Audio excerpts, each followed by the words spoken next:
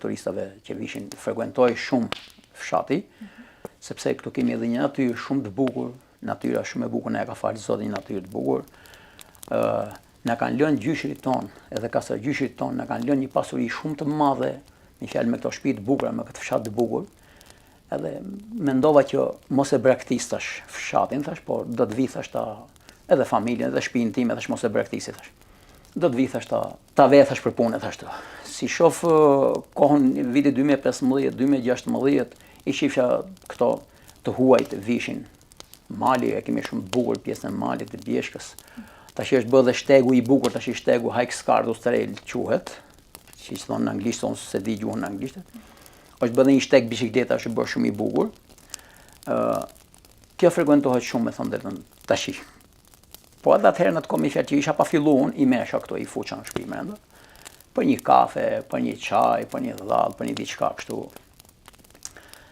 Edhe e shoh shumë të arsyeshme, thash, pse thash, edhe disa shokë të mi në Peshkopi, thash më shumë lëvizje turista shkandi. Pse tha nuk e bën shtëpi Bujtin? Po nuk e disha emrin Bujtin, se Bujtin do të thoshe një shtëpi bujt, se që për të bujt, se baballar tonë kam dëgjuar me fjalë nga baballar tonë. Thotë isha ke filani dhe bujta ke filani me fjalë. Isha mik thotë ke filani dhe bujta atje. Thash kjo thash do të vi thash Bujtin, thash do të jetë shtëpi pritje, sipas asaj timës. Edhe kështu që edhe me ndihmën e disa shokëve në Bashkopi më kanë ndihmuar jashtëzakonisht, ato me idetë edhe me pjesën në 2017-2018, pastaj erdhi ishte fondacioni Sared me gizë me ambasadën suedeze. Edhe ka qenë Ismail Bega, i ndjeri, sepse ka ndërruar jetë tash ai punonte në gizë. Ka qenë një personalitet shumë i lartë për ndërtimin e turizmit. Ai ka qenë i pari që ka ndërtuar turizmin në Theth. Edhe me këtë ishte edhe një ekspert këtu në Dibër që e kishin zgjedhur ato, një Dali Oreshka. Edhe ai ishte inxhinier, po një ekspert shumë ashtu. Edhe më tha, pse tha mos e bësh ta shtëpinë, tha Bujtin, tha, të ndihmojmë ne, tha. Thash unë po të pyes tash një herë, thash familjen, thash. Ku e diun, thash unë vetëm, thash nuk mundem, thash do ta bëj Bujtinin, thash, sepse ka punë, thash. Në darkë i pyeta fëmijët, nusën. Si ja u the? Thash, shiko këtu, thash, ne thash na është ofruar një mundësi, thash që mund ta bëjmë thash shtëpinë, thash Bujtin. Nusë tha ta bëjmë, tha. Ta bëjmë, po s'kemi lekë, thash në xhep, thash duhet investim, thash ne thash kemi pas fëmijë në shkollë, thash. Tha, po do na ndihmojnë, thash pak, thash të gizit, një pjesë të mirë, thash të investimit, do na ndihmojnë ato. Thash pjesën tjetër do të ndërhim në për miq, në për shok, në për dashamirë, do na ndihmojnë. Edhe kështu u bë faktikisht. I pyeta edhe fëmijët, sepse nuk e marr, unë vërtet jam zot shtëpie, po nuk e marr një vendim kurr pa i pyet. Pavarësisht se fëmijët nuk e kam këtu, unë për momentin janë në Norvegji, janë fëmijët tash janë vendosur andaj. Edhe nuk marr asnjë lloj vendimi pa pyet këto. Pse ta mbaj bërgjithësinë, unë ta mbaj mbi shtëpinë për vete. Ta shpërndajat ngarkesën. Se nesër është një diçka që nuk shkon, edhe thon pse e bën ti, thotë e bën ti me kokën tonë, kurse kështu jemi në rregull. Se Brit je i pari në fshat që e ke bërë këtë? Po, unë jam i pari këtu në fshat. Edhe mendova edhe me një qëllim tjetër faktikisht, sepse unë fëmijët i kam në Norvegji, rahatllëkun e kam atje faktikisht. Por unë siç thash edhe më përpara, e kisha me dëshirë me hap me bësh shtëpinë Bujtin, me mos me i humb të trojet e vjetra, që të bëhem edhe një shembull për moshat e reja që të rit, të më shohin mua dhe të vazhdojnë, edhe unë të jem një inkurajues, edhe unë jam shumë inkurajues, po fal asaj vendosmërisë time me fjalë, njëri arriti që ta hape një Bujtin, edhe është krahu i djathtë i imi.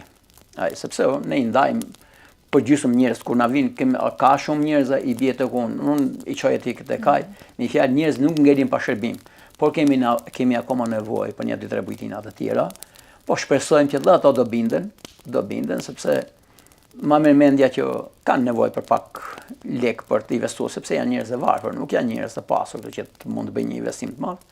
Po me një ndërhyrje të vogël, shpresoj me një 10.000 euro, me pas një ndihmë diku. Mendoj që siç e nisa unë me një dhomë edhe me 2 dhoma, me një tualet, do ta nisin dhe ato dhe do të vazhdojnë pastaj të ecin vetë siç kam ecën sot. Për çfarë vinë më shumë turistët në Rabisht? Atëherë turistët faktikisht këtu vinë për natyrën. Një. vinë për fshatin, se fshat i gurt. Fshat, mbas Gjirokastës, besoj që Rabdishti nuk ka fshat më të bukur se Rabdishti. Shpresoj ato që se kam vizitu, shpresoj të ta vizitojnë dhe ta shohin sa i bukur që është. Bashkë me ju që do dalim dhe ne e kam qef që t'ua bëj një vizit në për fshat, ta shikoni dhe ju fshatin si është. Vinë për natyrën, për ushqimin, për mikpritjen, mundohemi edhe ne ma mikpritjen tonë, mundohemi që t'i afrojmë turistat. Po për mua është një punë shumë e bukur, se unë e kam me qef, e kam me dëshirë, e kam në traditë, e kam pas traditë, se shtëpia jon ka qenë bujtim, po ka qenë bujtim pa lek. Ne kthym tash i presim miqt me lek i presim. Tash e ndrumat modelin e bujtimit tonë, se këtu ka qenë dhe shtegu që lidhe Gosivar, Tetov, këto qytetet, këto fshat, këto zonat shqiptare që kanë ngel sot në Maqedoni. Kjo ka qenë një rrugë kalimi që kaloshin këtu, kaloshin Peshkopi, dilshin në Qafmur, Burrel, Qafshtom edhe kaloshin Krujet, kaloshin në Tiranë. Nuk kaloshin rrugën e Arbrit, po i bishin këtej pak më ndryshe, më shkurt. Edhe shtëpia ime ka qenë bujtinë asaj kohe, po pa lek gjithmonë, pa lek. Kishin një dhomë e madhe atje që i priqin njerëz. Edhe kuajt, i sistemoshin kuajt nëpër vend se me kuaj ishte lëvizja atëherë në atë kohë. Po është një diçka që e kemi pak në gjak, sepse edhe po se pate pak, është pak e vështirë, sepse duhet dish mikun mos e presish si monedhë, si lek, po mikun ta presish si mik shtëpie. Nga cili vend i botës vinë më shumë turistë?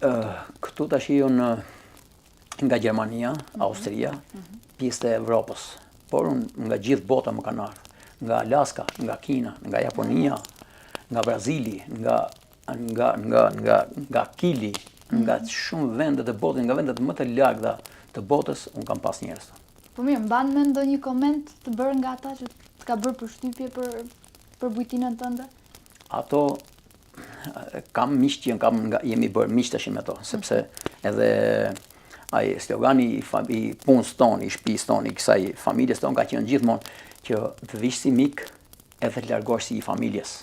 Kjo ka qenë e kemi pas si traditë të punë dhe vazhdojmë edhe sot me atë mikpritjen tonë, vazhdojmë mi fjalë natën e parë është mik në shtëpi. Pastaj natën e dytë bëjmë pjesëtar të familjes, pse unë i fus nëpër